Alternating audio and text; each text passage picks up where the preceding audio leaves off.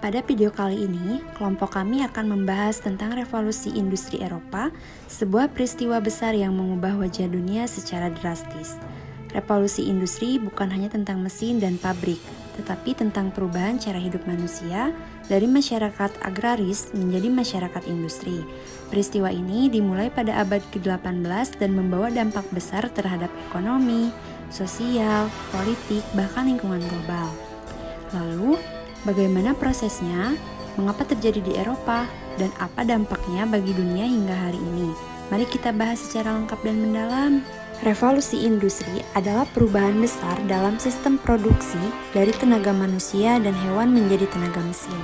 Proses ini pertama kali terjadi di Britania Raya sekitar tahun 1760.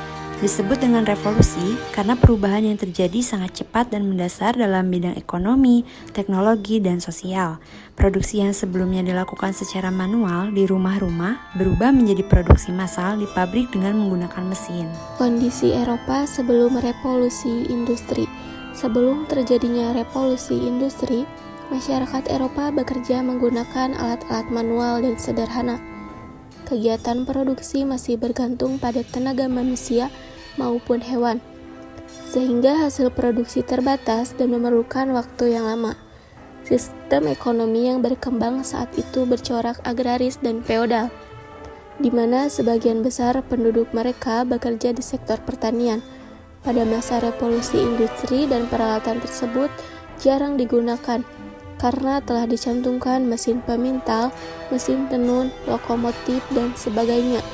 Semua mesin tersebut akan digunakan dalam sebuah mesin uap oleh tangan dan kaki manusia. Revolusi industri ini terjadi di suatu penghematan dan perbedaan pola hidup masyarakat yang sangat terlihat.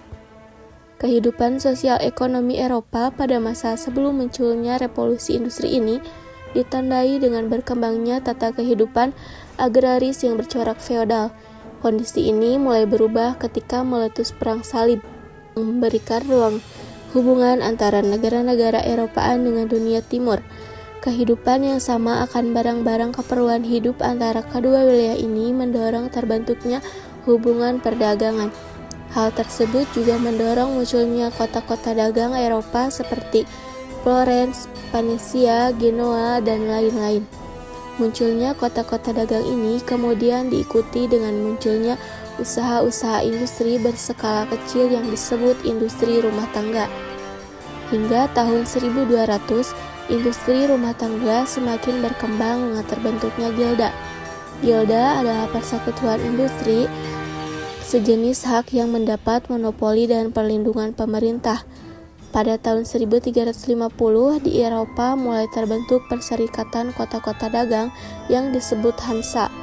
Hansa ini yang dimaksudkan untuk melindungi usaha perdagangan secara mandiri.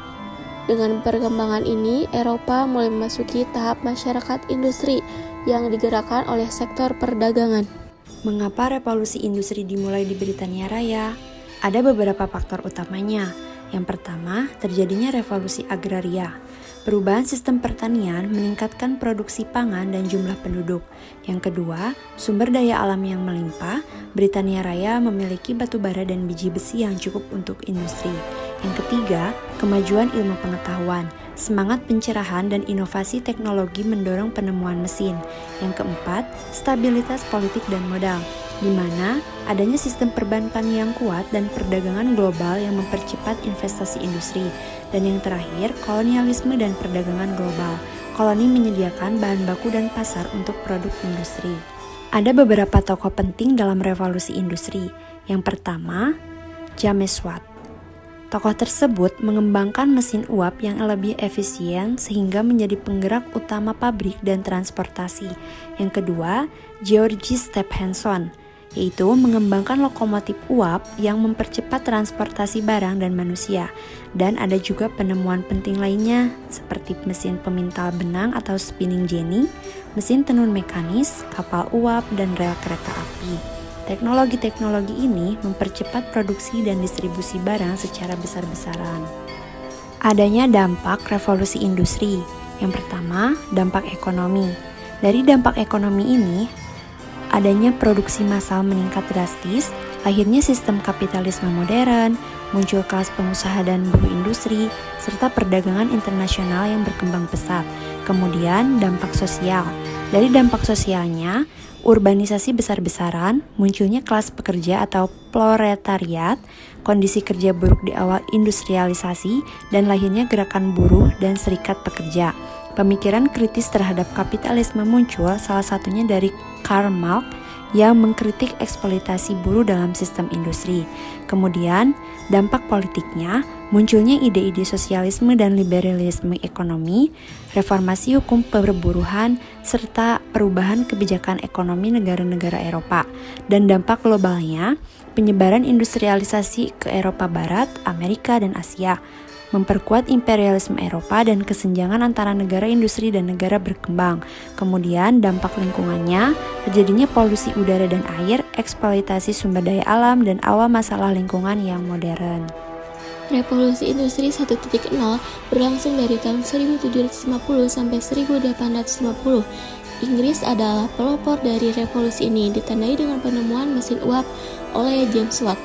Mesin uap banyak digunakan pada industri tekstil, pertanian, pertambangan, transportasi, hingga ke manufaktur.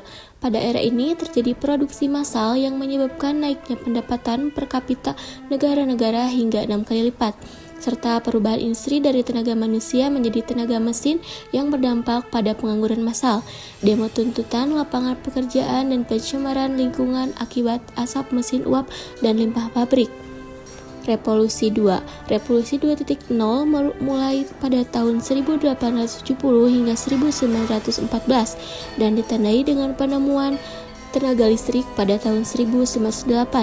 Harvard mengubah produksi mobil di pabriknya dengan menciptakan minim produksi atau assembly line yang menggunakan ban berjalan. Hal ini membuat produksi mobil lebih efisien dan membuat harganya juga lebih murah dan membuat Ford menguasai pasar mobil dengan pesat. Pemanfaatan tenaga dari mesin uap akhirnya beralih sedikit demi sedikit ke proses produksi dan berjalan revolusi. Revolusi Industri 3.0 dimulai pada tahun 1960 hingga 2010, ditandai dengan munculnya teknologi digital dan internet. Khususnya, komputer pertama bernama Colossus dikembangkan di era Perang Dunia Kedua sebagai mesin untuk memecahkan kode buatan Nazi Jerman. Setelah Perang Dunia Kedua selesai, baru muncul penemuan semiduktor, disusul transistor, lalu internet.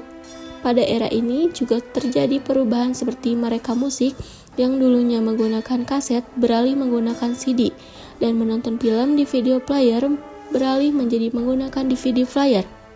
Revolusi Industri 4.0 ini dimulai pada tahun 2000-an.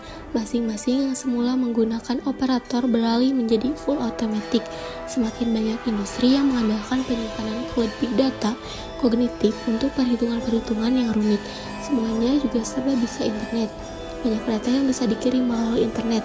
Contoh penerapan pada revolusi 4.0 ini adalah menjaga pintu parkir yang menggunakan iParking Google, yang mengembangkan self-driving car, dan penggunaan sistem cloud seperti sistem akuntansi dan juga pengarsipan. Nah, itu dia sejarah revolusi industri yang sudah pernah terjadi di masa-masa sebelumnya. Setiap daerah memiliki positif dan negatifnya sendiri-sendiri, dan revolusi industri ini tidak akan pernah berhenti berkembang seiring berjalannya waktu. Kesimpulannya, revolusi industri Eropa adalah titik balik besar dalam sejarah manusia. Peristiwa ini mengubah sistem ekonomi, struktur sosial, hingga hubungan antar negara. Dampaknya masih kita rasakan hingga hari ini, dari teknologi yang kita gunakan, sistem ekonomi global, hingga tantangan lingkungan yang kita hadapi. Revolusi industri bukan hanya tentang mesin, tetapi tentang perubahan cara manusia hidup dan berpikir.